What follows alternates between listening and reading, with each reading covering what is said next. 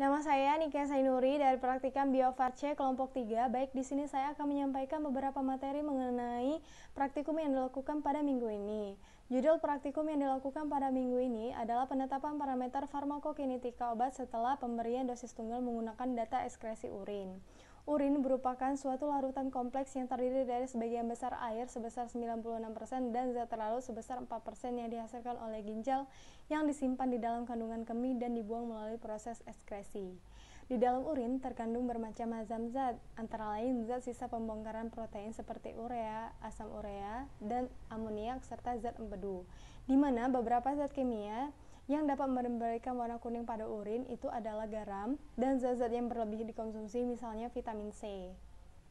Parameter farmakokinetika obat adalah suatu besaran yang diturunkan secara matematis berdasarkan pada pengukuran kadar obat.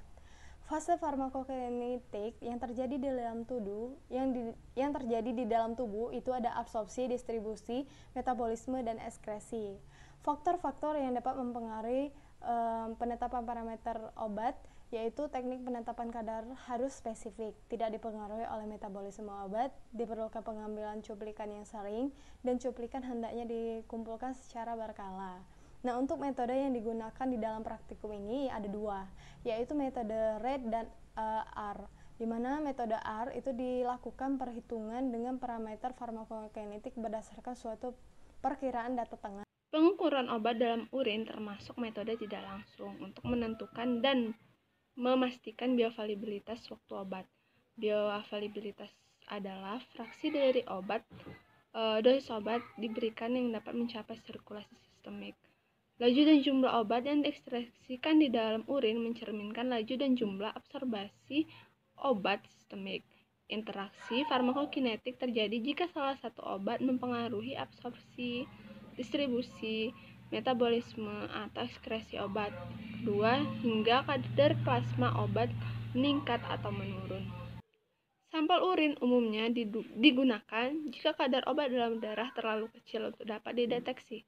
Selain itu, sampel urin juga digunakan apabila eliminasi obat dalam bentuk utuh melalui ginjal cukup besar, lebih dari 40%.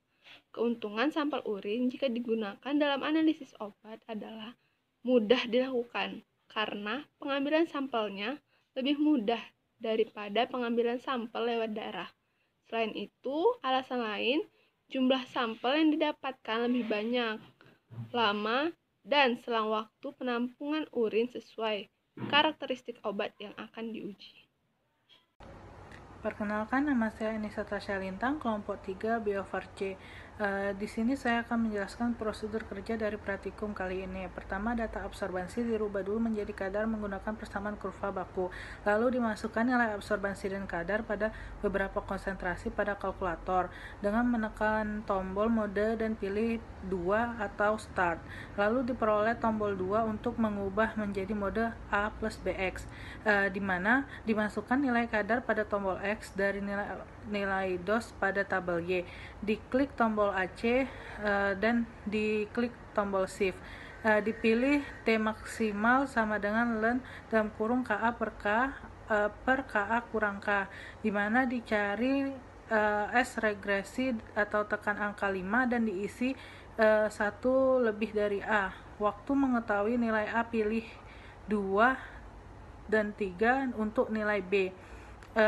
Setelah itu dihitung kadar sampel dengan persamaan Y sama dengan A plus BX pada tiap waktu, di mana nilai A dan B diperoleh dari persamaan kurva baku. Lalu ditentukan hubungan waktu dan kadar, atau waktu X aksis dan kadar Y aksis. Praktikum biofarmasetika dan farmakokinetika kali ini dilakukan penetapan parameter farmakokinetik obat setelah pemberian dosis tunggal menggunakan data ekskresi urin kumulatif.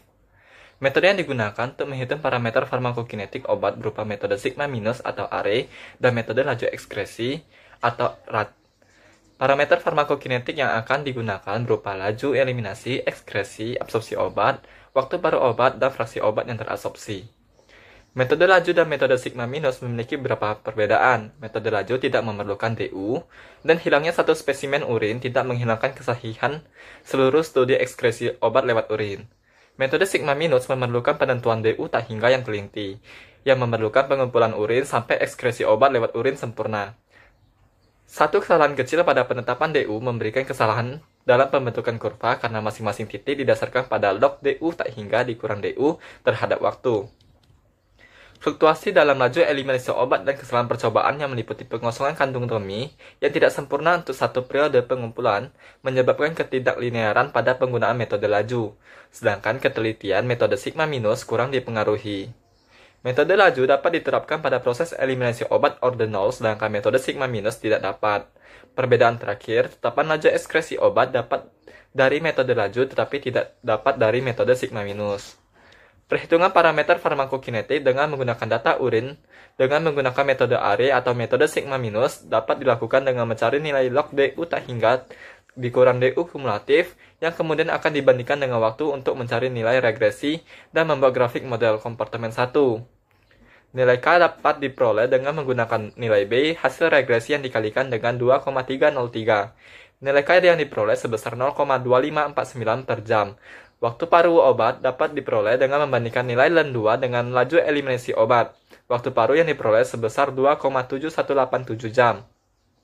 Laju ekskresi obat dapat diperoleh dengan membagi nilai dari LEN2 dengan paruh waktu sehingga diperoleh laju ekskresi obat sebesar 0,2549 per jam. Laju absorpsi obat diperoleh dengan mengganti nilai mengantilenkan nilai dari laju eliminasi terhadap dosis obat. Laju absorpsi obat diperoleh sebesar 1,0012 per jam. Nilai fraksi obat yang diabsorpsi dapat diperoleh dari jumlah obat terakumulasi per fraksi obat yang tidak diabsorpsi. Nilai fraksi obat yang diperoleh pada perhitungan dengan menggunakan data urin ini sebesar 1,0108. Pengukuran parameter farmakokinetik dari data urin dengan menggunakan metode laju ekskresi renal atau ginjal atau dengan metode RAT dapat digunakan untuk mencari nilai waktu paruh, kecepatan eliminasi, kecepatan absorpsi obat, fraksi obat yang tidak diabsorpsi, dan fraksi obat yang terabsorpsi. Metode RAT dilakukan dengan menghitung regresi dari kurva log DU per dt terhadap waktu tengah pengambilan cuplikan urin atau TMID. Nilai dt diperoleh dari selisih waktu pengambilan cuplikan urin yang pertama dengan yang selanjutnya. Nilai TMID berupa nilai tengah antara dua waktu pengambilan cuplikan urin. Persamaan regresi linear yang diperoleh berupa Y sama dengan 1,3634 dikurang 0,127X. Nilai tetapan laju eliminasi diperoleh dengan mengalikan nilai B dikalikan dengan 2,303. Tetapan laju eliminasi yang diperoleh sebesar 0,2925 per jam. Waktu paruh obat dapat diperoleh dengan membandingkan nilai LEN2 dengan laju eliminasi obat. Waktu paruh yang diperoleh sebesar 2,3692. Laju ekskresi obat dapat diperoleh dengan membagi nilai dari LEN2 dengan waktu paruh sehingga diperoleh laju ekskresi obat sebesar 0,2925 per jam. Laju absorpsi obat diperoleh dengan mengantilenkan nilai dari laju eliminasi terhadap dosis obat. Laju absorpsi obat diperoleh sebesar 1,00146 per jam. Nilai fraksi obat yang diabsorpsi dapat diperoleh dari jumlah obat terakumulasi per fraksi yang tidak terabsorpsi. Nilai fraksi obat yang diperoleh pada perhitungan dengan menggunakan data urin sebesar 1,0108. Terima kasih.